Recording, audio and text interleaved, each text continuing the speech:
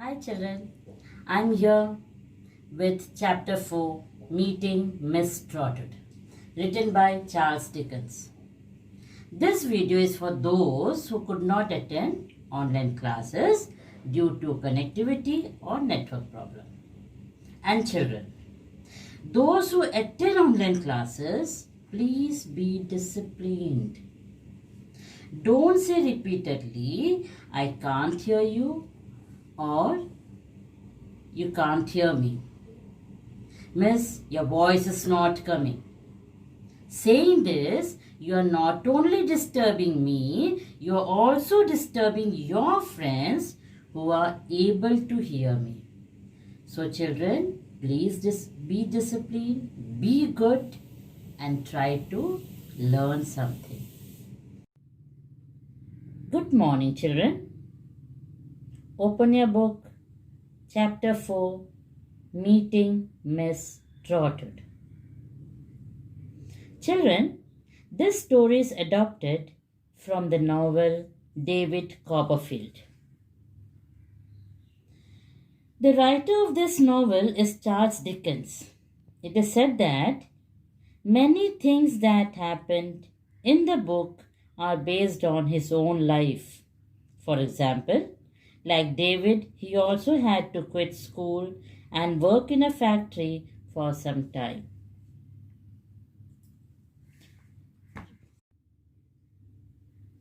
When David was very small, he lost his father, but he lived with his mother happily until she married Mr. Murdstone, who was a cruel man, means very unkind man. Mr.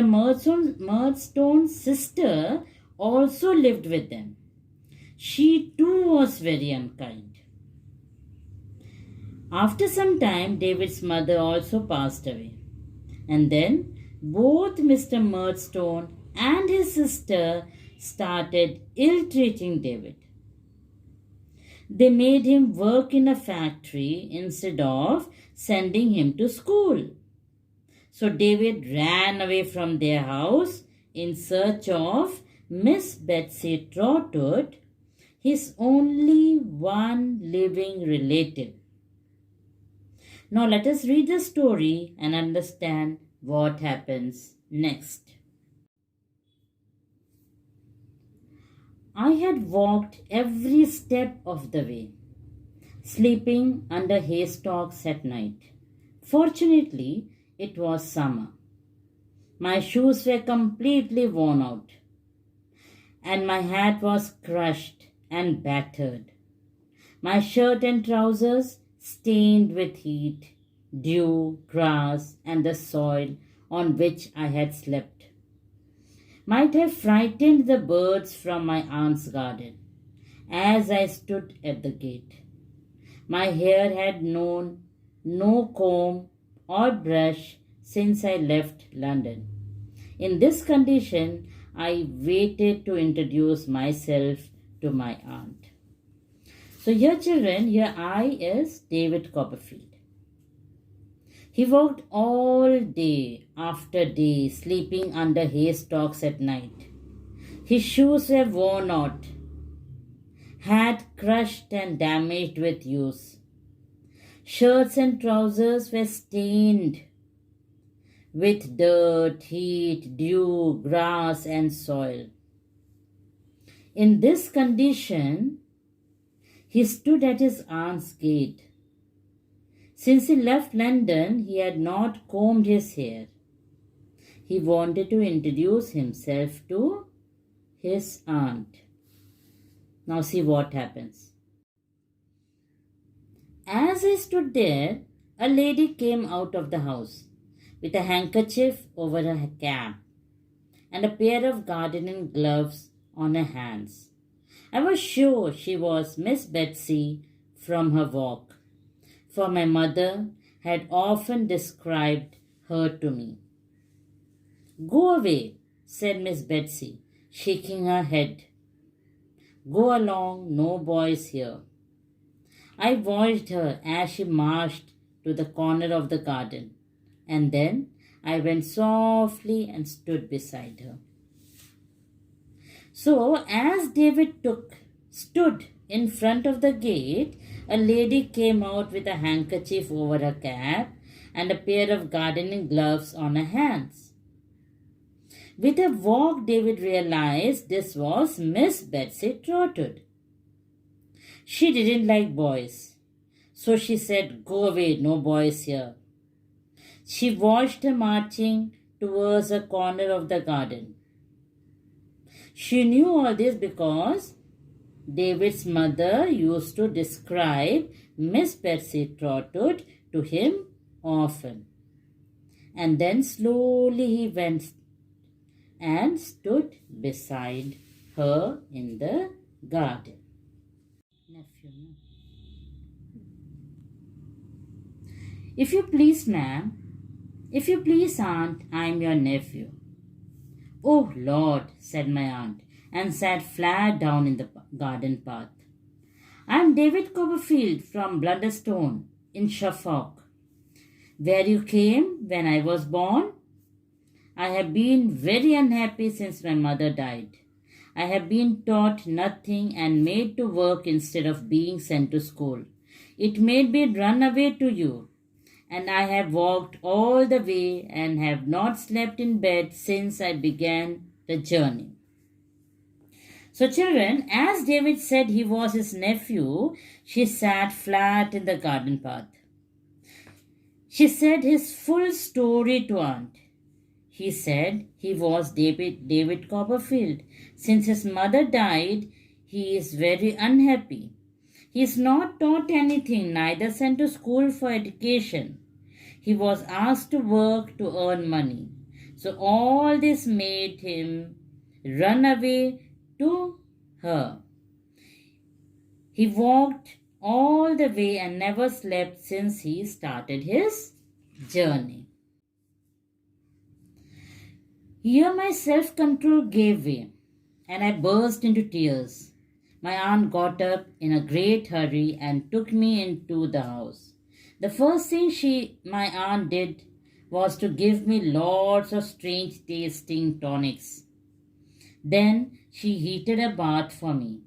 After that, she gave me a shirt and trousers belonging to Mr. Dick, a nice old man who lived in my aunt's cottage, covered me with two large warm shawls, and led me to a soft, comfortable sofa where I fell asleep. So, children, after narrating the story, he became emotional and burst into tears. Then she took David into her house. First, she gave him strange tasting tonics, and then a warm water bath. She gave him shirt and trousers belonging to Mr. Dick, a nice old man who lived in aunt's cottage, and then covered him with two large shawls and made him sit on a comfortable sofa where he fell asleep. That was the beginning of my aunt's adoption of me. She wrote to Mr. Murdstone, and he and his sister arrived a few days later and were scolded by my aunt for the way they had treated me. Mr. Murdstone said, finally, he would take me back, but if I did not return there, and then his doors would be shut against me forever. "And what does the boy say?" said my aunt. "Are you ready to go, David?" I answered no and pleaded with her not to let me go. She pulled me towards her and said to Mr. Murdstone, "You can go when you like. I will take my chance with the boy." So later, Miss Betsy adopted him and wrote to Mr. Murdstone and his sister to come over and scolded them for what they did, for treating David so badly. Mr. Murdstone, he would take David back, and if he would not return, then they will close their door for him. But David was not ready to go, and Miss Trotwood pulled David towards her and said she would take care of David. You don't have to bother about him. When they had gone, my aunt announced that she would be my guardian and that I should be called Trotwood Copperfield. Thus, I began my new life in a new name and with everything new with me. So when Mr. Murdstone and his sister left, Aunt Trotwood said, now she would be David's guardian. From then on, David will be called as Trotwood Copperfield and started his new life with a new name and everything new.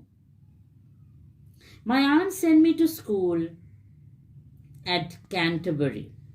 Since there was no room at the school for boarders, she arranged for me to board with her old lawyer, Mr. Wakefield. My aunt was as happy as I was in this arrangement. Mr. Wakefield's house was quiet, and still his daughter Agnes, a child of about my own age, and was bright and happy.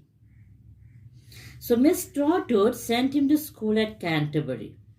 Since the hostel rooms were full, she arranged David to stay with her old lawyer, Mr. Wakefield. Aunt was very happy, and so was David.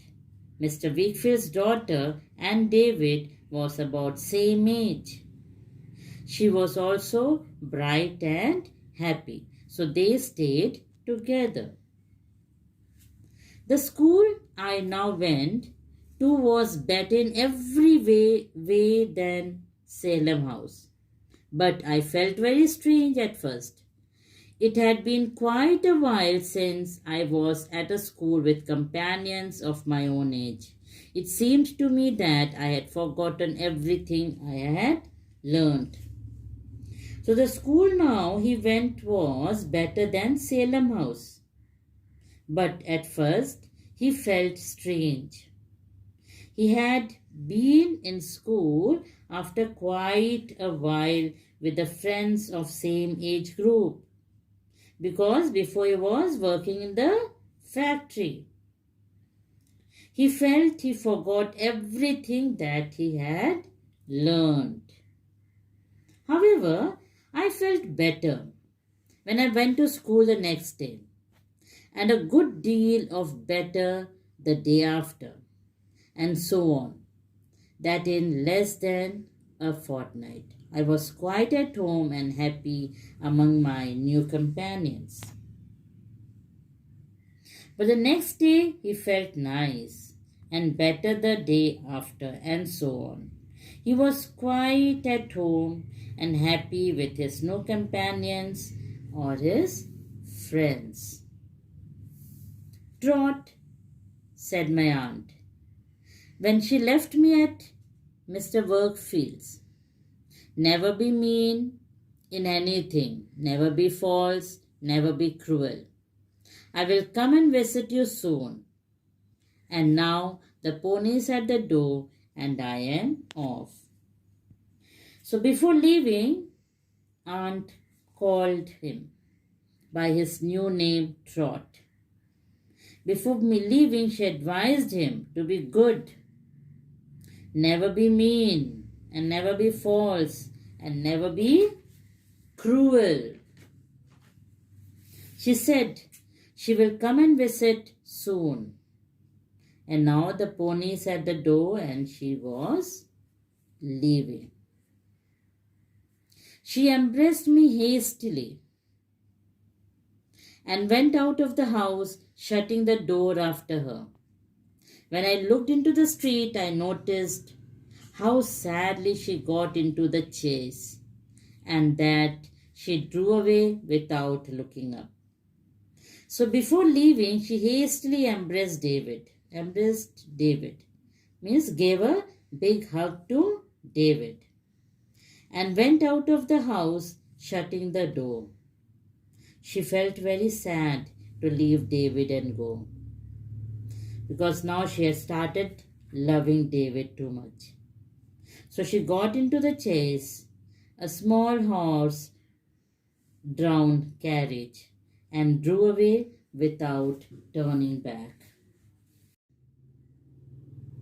So, children, this is a part of the story of David Copperfield. If you get chance, buy the book David Copperfield and read. You will enjoy reading this novel in this lockdown situation. Thank you, children.